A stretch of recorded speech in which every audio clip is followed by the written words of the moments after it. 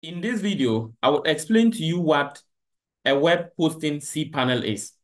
So as you can see here, you see cPanel, WordPress Manager by SoftwareClause. Now, a cPanel is a web-based management tool provided by a web hosting company that allows users to manage the servers and the database of their website. In simple terms, I would say the cPanel is a tool that links a web hosting company to the website. So, example, this is my website, and this is my web hosting company, which is Namecheap. So, if I come to my hosting company and I want to actually build my website, I have to come to the hosting list.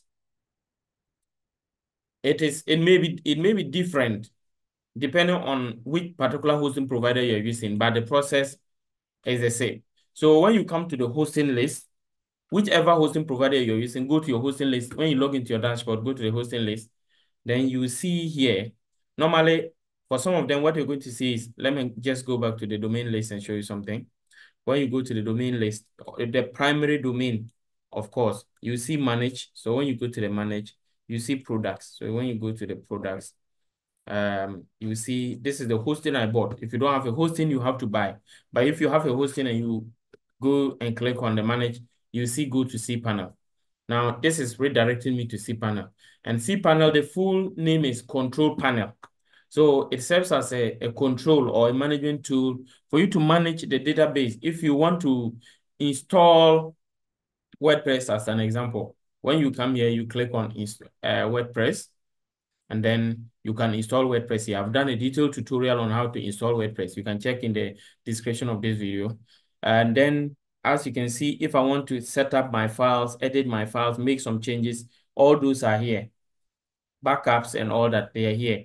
If I want to create an email, it's here. If I want to, you see, this is a database. There are a lot of changes or editing or add information I may want to add here. If I want to add a second or third domain, security of the website. So this is what houses all of that information. That is what we call the control panel. I believe by now you have had some a gist of what the cPanel is. If you need more details or if you want to build a website, I've done a detailed video on how to build a WordPress website in the description.